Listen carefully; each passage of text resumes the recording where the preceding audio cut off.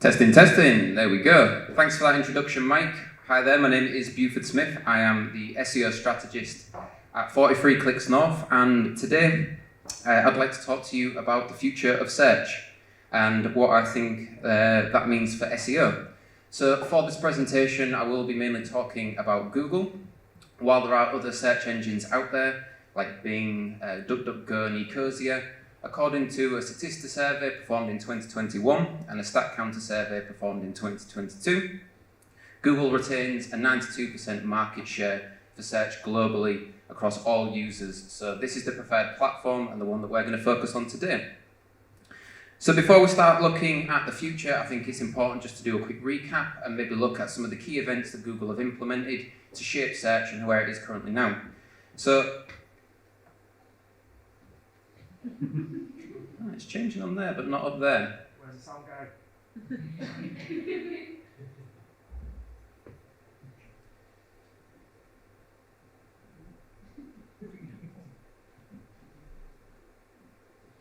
Please pause for a moment while we have technical difficulties. I only know jokes that are like dad jokes and they're not very good.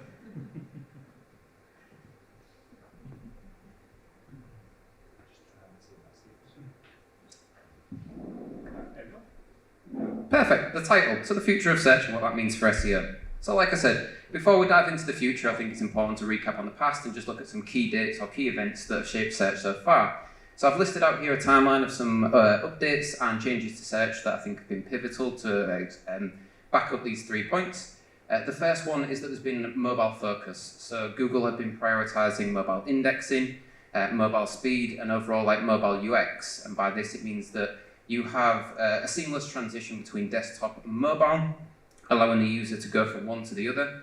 This is also backed by the fact that more users are using mobile. The devices become the popular choice over desktop, and the split is around 66 for mobile and around 33 for desktop. The second important thing that Google have been going at is core updates. Core updates, if you're not aware, are designed to improve the algorithm to produce better results based more on intent for what people are searching, and ultimately make search safer for users. So this is around things like duplicate content, potentially link spam, and also black hat techniques. And the last one is around language processing. So Google's got a lot better at understanding what we're searching and what that means. The main update that happened for this is something called BERT, which is just under 2019.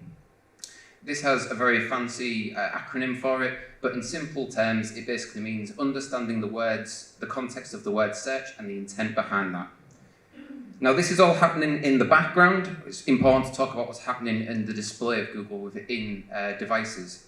So if you go back a couple of years, when you performed a search, you'd get a result very similar to what is on the left. You'd typically get a couple of clusters of paid results at the top, and then you would get organic results listed just beneath that, and that would normally be above the fold. By that I mean when the page loads, you can see these links without having to scroll on the device that you're on.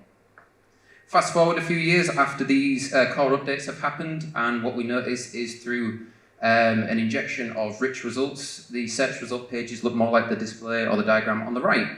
So at the top you would have your paid results, potentially PLAs, images. If there is some sort of location search, so a store or a physical location, you might get the 3-pack loaded. On the right-hand side, you could have GMB or further sort of PLAs and rich results. And at the bottom, number 4, that's where organic starts. This can be anything from 2 to 3 fold down. So that would mean you'd have to scroll 2 to 3 screen lengths down to actually see the result. And this starts to contribute into a change in user behavior. We're noticing an increase in no-click searches. It's estimated anything from 65 to 73% of users get the information displayed within Google. Around 88% of people don't go on to page 2, they just stay on page 1. So while this is fantastic for users are able to search something and get multiple rich results to find the intent and what's best suited for what they're searching for. It can be seen as being a little bit bad for people that are merchandisers or brands getting people to your website, because Google is in effect being this mediator between the user and what they're looking for or what they're trying to purchase. And this is building trust with users that Google are going to provide you the best result. So what is it I want to talk about? So Google hold something called an I/O conference. It stands for Input Output, and it's a developer conference held in California. Now, I unfortunately didn't get to go this year, but Mike, maybe next year, might be able to get a ticket. See how this goes? All right, that's fine. But anyway, I watched it, I took notes, and these are the things that I thought could be interesting or could potentially impact search and wanted to talk to you about today. So the first thing is something called skin tone search. Now, if you've seen an advert for Google Pixel 6, you might have heard of something called True Tone within their camera technology. This is designed to take pictures and more accurately take pictures of different skin tones to allow these to be represented better within an image format. In effect, Google's taken this technology and applying it to search. I have a quote here from Tulsi Doshi, who's the head of product at Google, and he said, "Seeing yourself represented in search can be key to finding information that is truly relevant and useful. In the future, we'll incorporate the Monk skin tone scale to better detect and rank images to include a broader range of results so everyone can find what they're looking for." So this is really important. The internet is becoming a much bigger place, and it's starting to become accessible to a wider range and more diverse group of people. Typically, over the last 12 months, search has seen 196 million new users in the last 12 months. So that's over 500,000 users a day. These users tend to be coming from areas of populations that have a more diverse range of skin tones, and these skin tones currently aren't represented within search. So why is this important? Seeing representation in search is going to build more of a rapport with your brand. If you are trying to produce a lifestyle or sell some sort of imagery-based products, if you're only targeting a certain skin tone, you're excluding people from feeling like they connect with that brand. And we know that connecting with brands and connecting with people is one of the most important ways for them to feel like they actually can live that lifestyle or do what it is you're trying to promote. Not only that, but seeing self-reflection within products is going to have an impact on conversion rate. With this not being released in search yet, it's very difficult to pull together any statistics or hard facts, but there are studies on things like the impact of empathy on conversion rate. If someone is able to visualize themselves within your product, within your content, within your services, the likelihood is you're going to be able to grow your target audience, you're going to reach more people, and therefore be able to hopefully expand whatever metrics or goals you're trying to achieve. So the example that Google gave of this was bridal makeup looks. Now, this is obviously one of my very common daily searches. I like to keep up to date with bridal makeup looks. But when the result is initially surfaced, you do notice that the results only show or represent one particular skin tone. This feature will work as a refinement, so you will be able to click a filter at the top and select a certain skin tone that you find represents yourself, and this will surface results based more on that for you. The last thing that this does is it means potentially more advanced imagery and content targeting for new audiences. So let's say you run lifestyle or potentially hair brands or some sort of beauty products. Maybe in your content at the moment, you're not thinking about diversifying for different skin types or hair colours or ranges of tone. By injecting this into search and allowing it to be used as a refinement, this means that you can create content that appeals to a broad spectrum of people. It is incorporating of everyone, and it is performing that with equality. We know from content, from Google, from ranking, that results that are the most comprehensive, the most fleshed out and thought through, are the results that are going to rank highest and therefore be presented to the users at the top of that search. So, as I said, I took a screenshot of my favourite search, and you can see that is only realistically representing one skin tone. The way that this is going to work, and Google have confirmed this, is it will be introduced through schema markup. So the three attributes you'll be able to target are hair colour, skin tone, and hair texture. Like I said, this allows you to be more inclusive in your content. It allows you to introduce a wider range of imagery that, again, is more proportionate to potentially different populations and different skin tones. And this follows a similar social trend to what we're also seeing within fashion.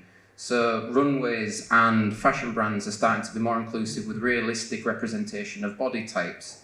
This echoes a very similar thing for me in search of making sure people feel like they have content that's relevant to them, representative for them, and therefore truly the best result.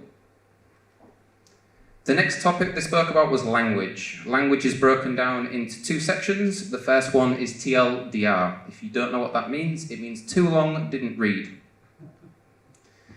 We've got a quote here from Sundar Pichai, who is the CEO of Google and Alphabet, and he headed up the I/O event. And he said, wouldn't life be better with a TLDR? And honestly, I agree. I like short, concise information. I like it to reference what the context of the content is about. And I would agree that this could improve life. So the example I have here is we wrote a protein article for a brand back in 2021. Within this article, we broke it down into subheadings, things like best protein powders, best vegan protein powders, best tasting powders. Currently, this technology exists within GDocs, so if you have a G document yourself, you can click Auto Summary at the top, and what this will do is through using natural language processing and complex AI neural networks, it's able to understand large passages of text and create short, concise sentences based on it. So this got me thinking, that's quite clever. How else could that be used? How else could that be applied? So the first thing that came to mind was meta descriptions. If you're writing an article, this is a really quick way to just generate a meta description for you to be able to maybe break down, whittle down, and make it more targeted. The second could be executive summaries. If you're working on a data doc or potentially some sort of project, as long as there's enough written text within it, this should be able to, again, give an overview of what the document's about. And lastly, but I would say most importantly, this could be injected into content. I don't know about other people, but certain forms of content, I'm starting to get fatigued with introductions that are very airy and very colloquial and to try and build up some very soft or light rapport and make me want to read it.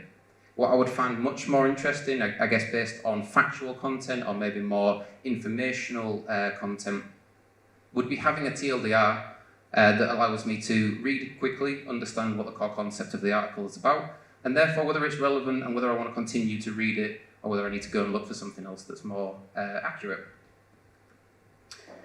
So what can it do? Like I said, this is based on natural language program and Google's Language AI, which is built on neural networks.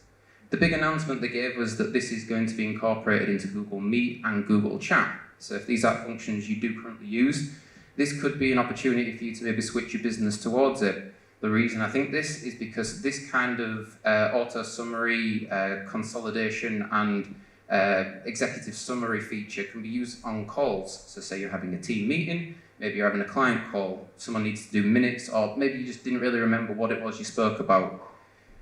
This feature would allow you to create a concise list of the topics spoke about.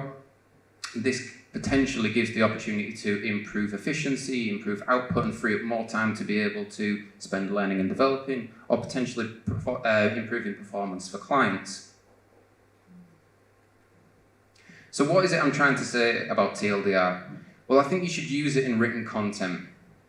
I think instead of introductions, you could try writing an article that has this at the beginning. Another option could be, say you've got a bit of evergreen content that's useful all year round. Maybe it's stuck on page 2, you just haven't been able to get it into page 1, and it's maybe factually based. Remove that intro, try a TLDR, see whether that has a performance input. The screenshot on the right, I don't know whether you can see it due to the lights, but this is from Google's blog that Sundar Pichai wrote about the I/O event. And at the top of the blog, he has 4 paragraphs, which are a TLDR, and this gives, again, a short summary. So if Google are using this and they think this is a good format to display information to users, it is very likely that if you incorporate and use it as well, you might also see benefits from writing generic intros instead. This could also be applied to video content, maybe if it's over a certain length. And like I mentioned earlier, there's also the use for meta descriptions and potentially executive summaries for emails or documents. Now we're on to some of the good stuff. This is Lambda 2. If you guys thought Lambda 1 was good, just wait till you hear about this.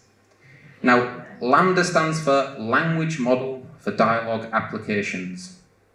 I'm glad we all know what that means. What it means is that Google have worked really hard for the past 5 years to get AI to be able to respond in the most humane and sensible way possible. So this is a really big breakthrough. Computers are very binary, very black and white, yes, no, ones and zeros. When you have a conversation, you start talking naturally with someone, it's very easy to just go from topic to topic to topic and end up somewhere completely else. It makes sense to you, but for a computer, this is unattainable.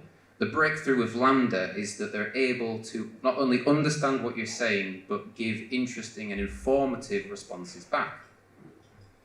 So like I said, language is nuanced. It's very difficult for computers to understand what we're saying. But the breakthrough here is that natural conversations and AI being able to present facts very quickly, break things down, is becoming more and more possible. Currently, if you ask an Alexa or Siri a question, it's quite generalized and it's maybe just a factual snippet. This is more of a humane conversation or a natural conversation with AI. So how is it used? What was the conceptual idea for why this is here? This was designed to help you break down large or complex goals into smaller subtasks that make it more achievable. The 3 examples Google gave were planting a veg garden, moving city, and building a go-kart. 3 very random things, but I would agree they're quite big tasks that you might not know of certain subsections within it, and having this could be very helpful. At the moment, this is in beta testing, so this is not currently something that is available to the public, and that's for 2 reasons. One, they're trying to make it both interesting and factual, and that presents its own challenges, but the other one is a security risk. So with this being new technology, there's the potential for people to be able to abuse it and promote misinformation or biased information that could be used destructively. So until that's obviously refined, we won't be seeing it in search.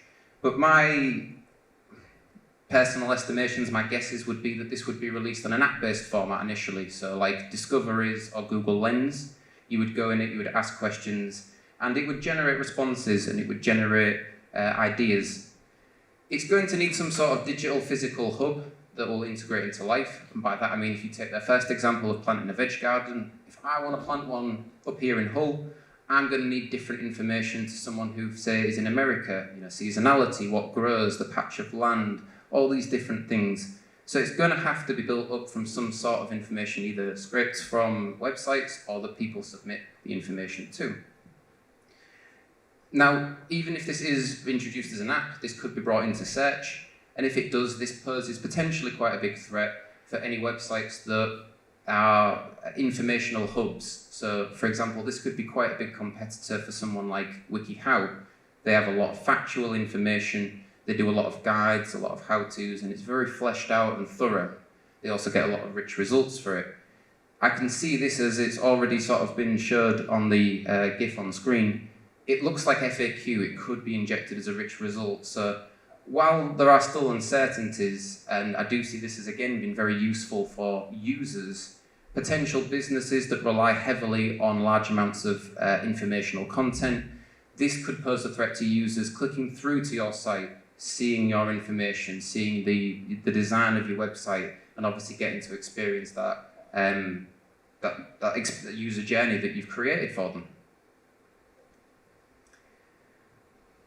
Right, we're getting on to some of the good stuff now. This is AR shopping, and that stands for augmented reality, in case anyone was unclear.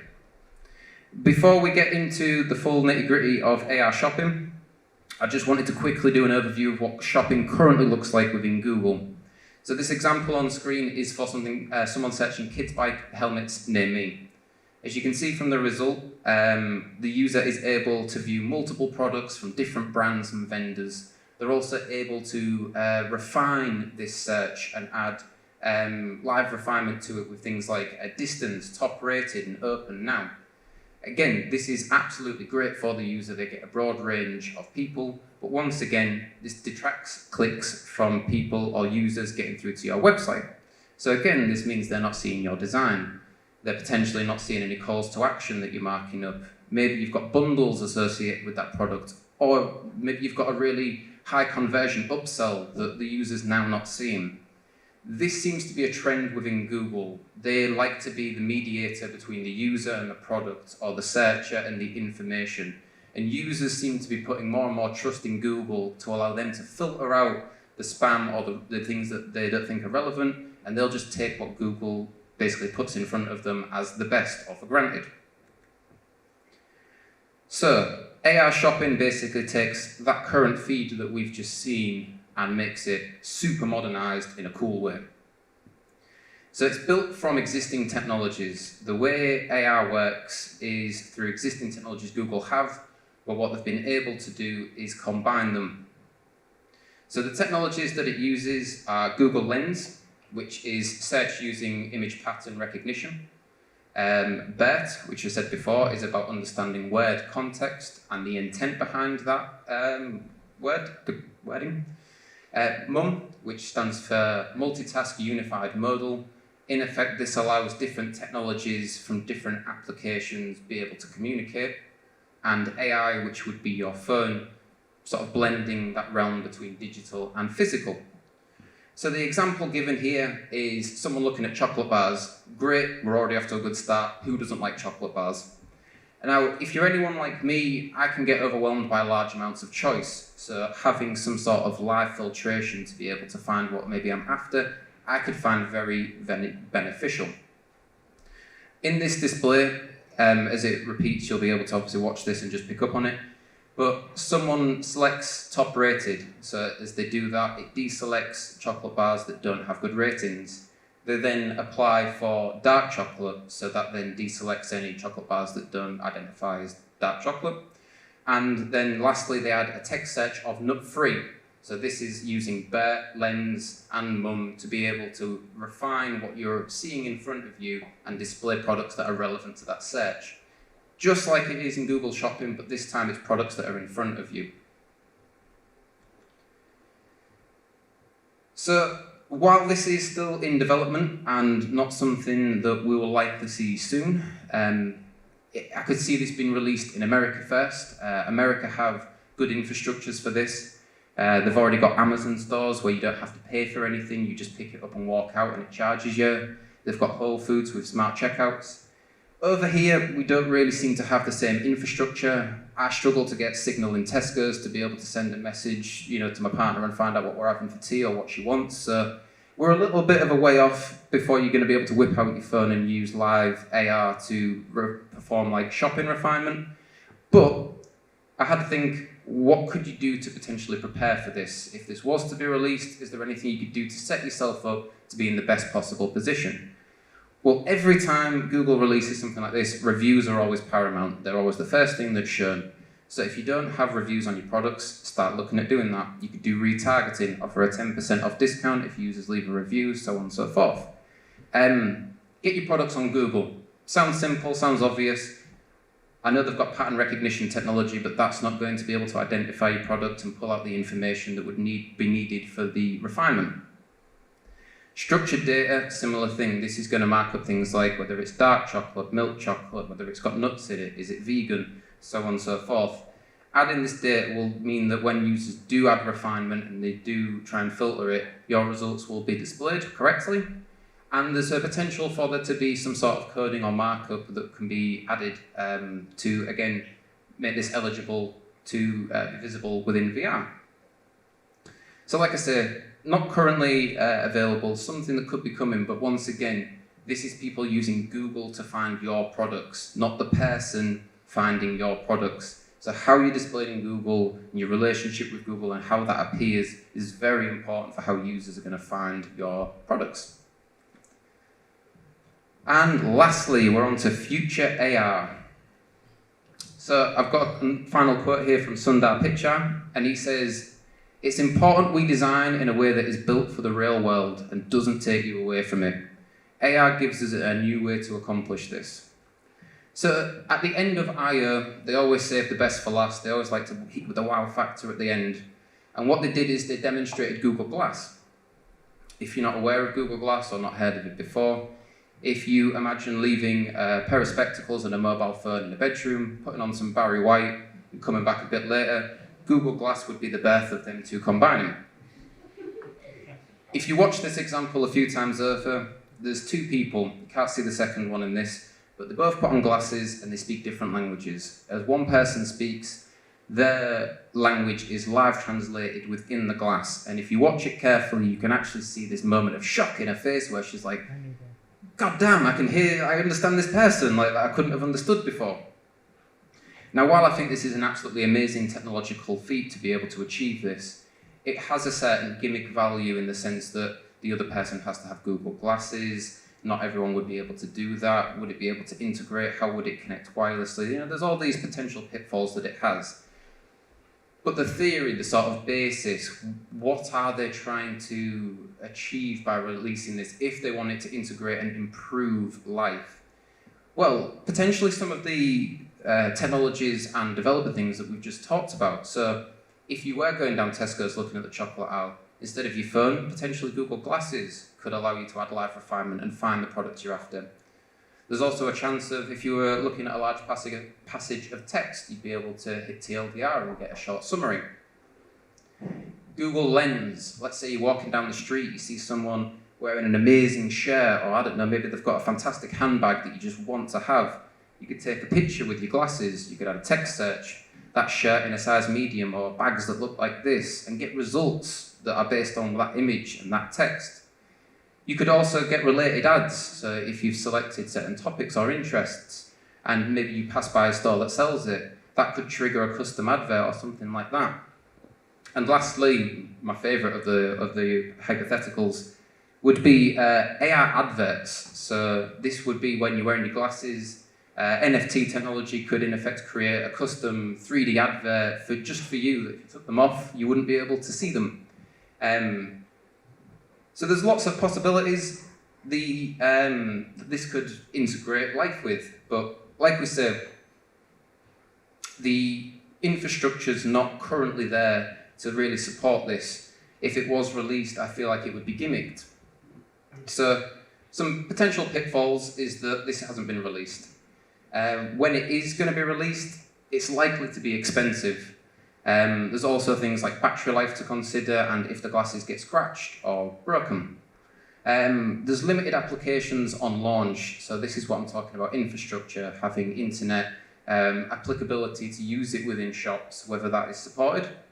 And also UX restrictions. You're not going to be wanting to touch the lenses of the glass to do things. Will there be buttons down the side? Will you have to incorporate your phone?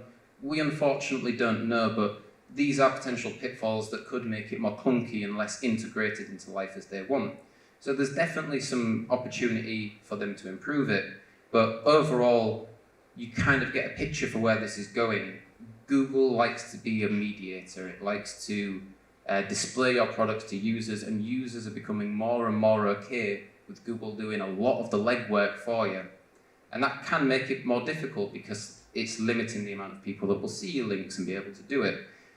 But this is the way search is going, and this is the way that it's moving to. So this could be an opportunity to potentially look at attribution models, how you do monitor things to make sure that you're accurately reflecting the current state of search, because it has changed quite dramatically in a short period of time.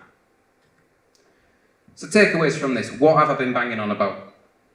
Search is becoming more diverse, customizable, and specific all at once. This is mainly related to skin tone search, diversity, and equality. Google loves the TLDR. Try it in content, replace an intro, write a new piece, see what happens. It could benefit you and could get you that top bit of content ranking in position 1 that you've been trying to get for your client for ages. Language AI is advancing fast, and intent pattern recognition is getting better and better.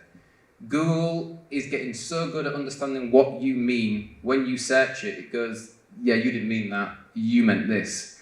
What that means is you need to make sure that you're targeting the core keywords for what it is that you're representing. If you're targeting sub-keywords, it could mean that your results are pushed further down the pages or listing pages of Google, and as we know, 88% of people don't even go there. AR shopping's getting closer, but there's definitely some limited applications to how that can integrate into life. And lastly, Google Glass could incorporate all of these features and bring this blend between digital and reality, but we're just not quite there yet. That is the end of the presentation. I hope you enjoyed it or found it interesting. If you do have any questions, like Mike said, there's a QR code, or feel free to come chat to me afterwards. But thank you very much for listening, and I do hope you enjoyed.